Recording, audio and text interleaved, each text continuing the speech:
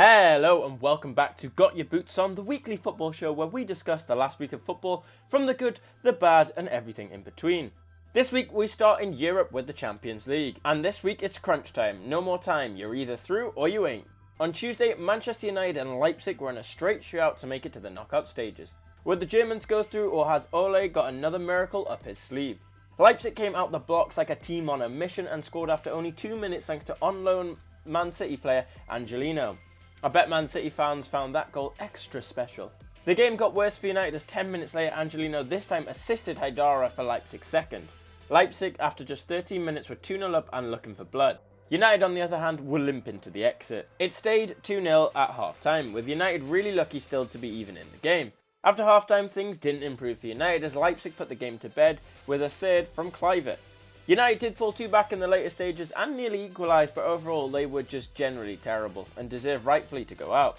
Ole's luck has finally run out. On the positive note though, he did get to wear his new Man United merch, OGS, only group stage. The result also means that Harry will now have to arrange with his girl that he can do any night but Thursdays.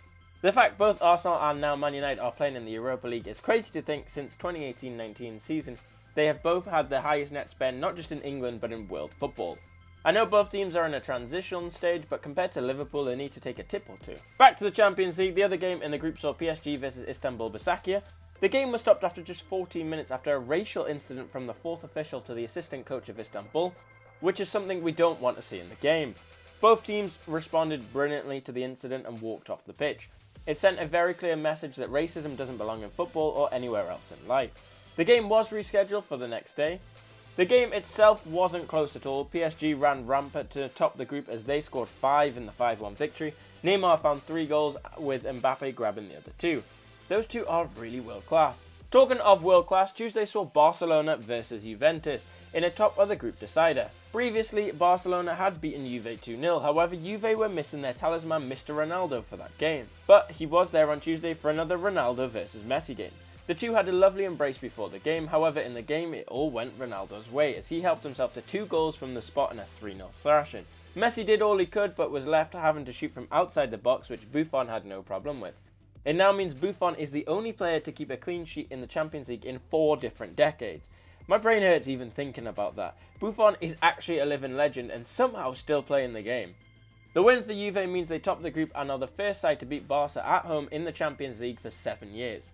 Yeah, that's a crazy stat that is.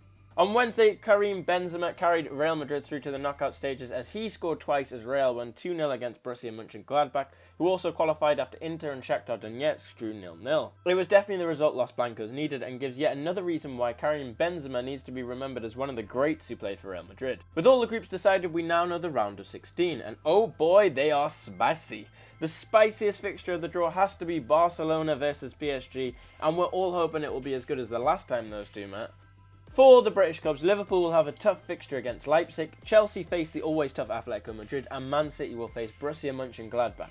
Overall, I'm just hyped for the round of 16. Moving on to the weekend. The big hyped game of the Premier League this weekend was the Manchester Derby. However, it was, how do I put this? It was duller than watching paint dry. The game ended 0-0. The fact that on the BBC website people voted Kevin De Bruyne as man of the match with an average rating of 5.3 out of 10 just sums it up, doesn't it? Disappointing, really. Saturday may have been boring, but Sunday really was super. The day started off with Southampton putting yet another nail in Sheffield's coffin as they won 3-0 thanks to goals from Adams, Armstrong and Redmond. It moves Southampton temporarily into third and means another game goes by for Sheffield, who still haven't registered their first win of the season. The next game on Sunday saw top of the league Tottenham face Crystal Palace. The game started great for Tottenham, with Kane scoring the first from 30 yards after Son passed the ball to him. That duo racking up yet more goals and assists. The game looked like it was going to end 1-0 and keep Spurs top, but in the last 10 minutes Palace equalised from a free kick after a mistake from Lloris. Is that a mistake that could cost Spurs further down the line in the title race? Who knows? The game ended 1-1, which put Spurs top for the moment. Up next came Liverpool, who would go top with a win. However, Liverpool did not turn up at all in the first half, and Fulham took the lead through De Cordova-Reid. And what a shot it was, and it needed to be as Alisson kept making save after save all game. Fulham valiantly held on as long as they could, but a handball in the box led to a Liverpool penalty, which Salah happily converted. The game ended 1-1, which keeps Liverpool up at the top with Spurs. The evening game on Sunday saw Leicester destroy Brighton 3-0 as Vardy and Maddison wreaked absolute havoc. A goal and 2 assists for Vardy and 2 goals for Maddison, including a beautiful curled effort. The win means Leicester move up to third, 1 point behind Spurs and Liverpool. The other evening game saw Arsenal prove to the world they really are actually in the relegation battle as they lost 1-0 to Burnley. The game switched when Xhaka got sent off for grabbing an opponent in the throat after a bad tackle he'd committed. It then got worse for Arsenal fans as they went 1-0 down, and here's the real kick in the teeth for Arsenal fans. They went down to an own goal from Aubameyang to lose the game 1-0. It now means this season that at the Emirates, Aubameyang has actually scored more goals for the opposition than he has for Arsenal. I bet Arteta wishes he didn't give him that contract now. The shame probably won't end today for Arsenal as their next games are already laughing at them. Ha ha. On the plus side, Robbie will probably be able to buy Arsenal soon with all the views AFTV are going to be getting with Arsenal being so poor in recent weeks. In Italy this week, Ronaldo, marked his 100th game for Juve with another 2 goals from the spot as Juve beat Genoa 3-1 to reduce the gap to AC Milan at the top. It also means that Ronaldo is currently leading the 2020 top scorer chart with 42 goals. Just a reminder again, he's 35. Ronnie is actually superhuman. In the Bundesliga this week, Dortmund are feeling the effects of Haaland's injury as they got sent to the slaughterhouse by newly promoted Stuttgart 5-1 at home. It leaves Dortmund with just 1 point in the last 3 league games and now sit 5 points off the pace of Leipzig and Bayern. Now it's time for some fun stuff on social media. Now we all love comments on our Instagram. Mine's Elrules okay, go follow if you want. But I don't think Dele Alli appreciated this comment on his Who Wants a Game post where Jose commented, "You probably."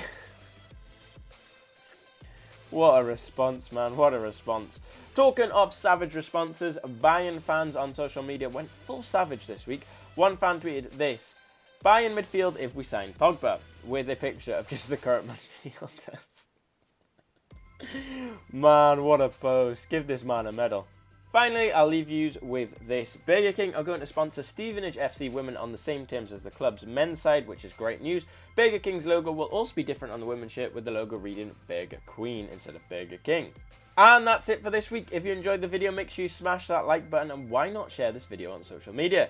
Tell us what you thought of this week's football in the comment section down below. If you're new to the channel, why not hit that subscribe button for more football videos every week. If you subscribed and mint like that, make sure you click that bell button so you don't miss any new videos. Thanks for watching, and we'll see you soon with another football video. Alongside my speed.